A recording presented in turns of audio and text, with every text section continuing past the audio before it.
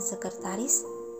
Rika sempat terpaku menatap lelaki tampan berpakaian yang lebih santai dengan atasan kemeja hitam itu. Sepertinya dia baik-baik saja. Batinnya merasa lega melihat lelaki itu bisa selamat setelah melompat dari ketinggian. "Silahkan duduk," kata Adirga ramah.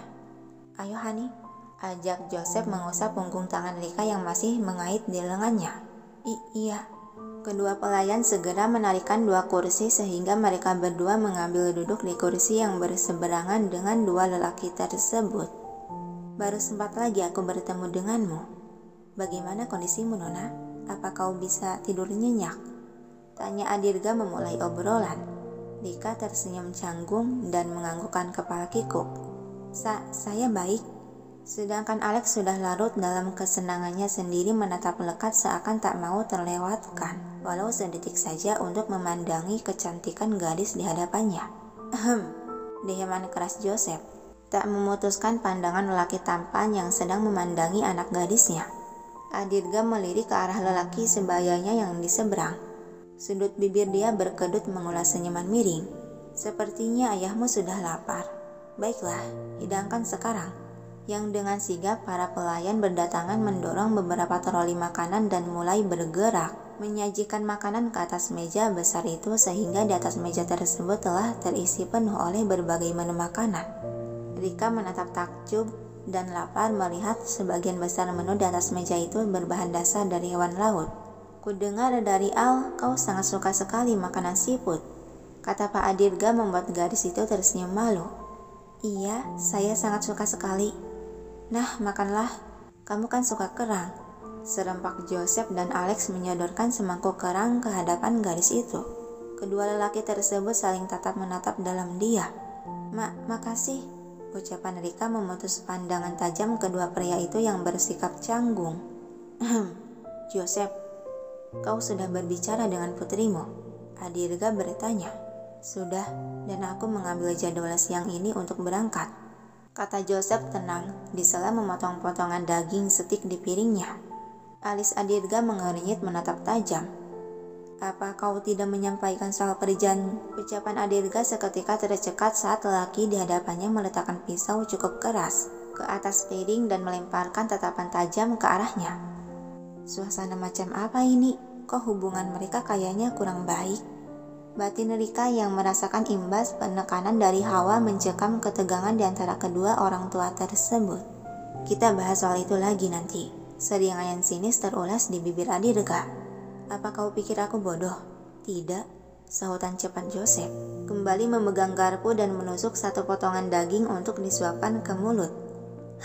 "Baiklah, dan untuk memastikan kau tidak melanggar janji, akan kubiarkan putraku berangkat ke sana untuk mengurus bagian perusahaanku di sana." "Evans!" sentak Joseph yang tak setuju akan usulan itu. Tatapan Adirga semakin tajam bagai ujung pedang yang sangat tajam. "Kau tidak berniat melanggar janjimu, kan?" Genggaman tangan Joseph di gagang pisau dan garpu meremet kuat. Dia menahan perasaan marah, benci, dan kesal yang sedang bergejolak. Dia mendesah kasar menelan kemarahan itu dan terpaksa berkata, "Baiklah, tapi aku tidak akan memaksa dia. Jika memang dia tak menyukainya, maka kau harus rela melupakan kesepakatan ini." Seketika senyuman melebar di bibir Adirga. "Keputusan yang bagus. Dasar rubah." Sedangkan Alex dan Rika yang sedari tadi hanya mendengarkan tanpa terlibat pembicaraan. Mereka hanya saling berbicara lewat pandangan seakan Rika sedang bertanya tentang isi maksud pembicaraan orang tuanya. "Al, kau dengar itu?" Alex mengangguk dan tersenyum. Apa kita akan berangkat pakai jet privat?" "Tidak, saya sudah pesan 2 tiket pesawat," jawab tegas Joseph. Alex mengulas senyuman. Dia tahu arti dari kata lelaki parubaya itu yang masih belum menyambut dirinya. "Kalau begitu, saya juga akan pesan tiket saja." Itu lebih bagus.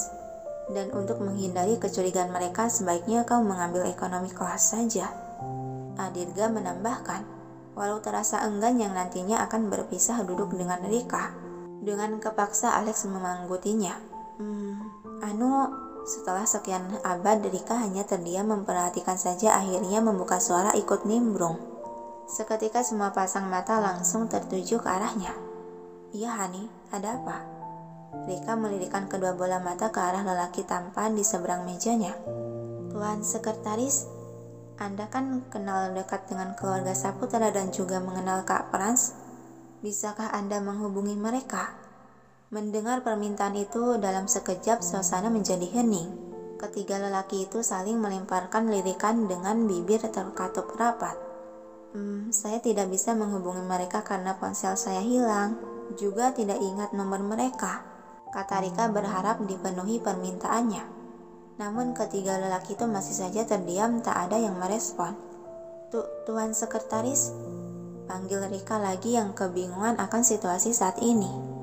Hani, akhirnya Pak Joseph membuka mulut menanggapi kebingungan putrinya. Rika beralih menatap sang ayah yang berada di kursi samping kanannya. Kau tak perlu lagi hubungi mereka, karena papa akan meninggalkan pesan untuk mereka. Jadi kau bisa tenang. Benar kata Om, aku juga akan memberitahukan mereka soal kamu yang akan ikut bersama papamu. Alex menambahkan kebohongan. Seketika senyuman kelegaan terurai di bibir Rika. Makasih Pak dan Tuan Sekretaris, aku jadi tenang untuk meninggalkan negara ini. Yang dibalas manggutan kaku dari si Alex mengusap tengkuk leher. Merasa bersalah juga karena telah berbohong. Diperhatikan, sedari tadi kamu memanggil putraku dengan sebutan Tuan Sekretaris saja. Apa kamu tidak tahu nama putraku, Nona? Adirga bertanya mengalihkan topik pembicaraan, membuat gadis itu tersipu malu. Maaf, saya hanya belum terbiasa memanggil namanya saja. Mulai dari sekarang kamu harus terbiasa memanggil dia dengan nama. Atau bisa dengan panggilan kesayangan.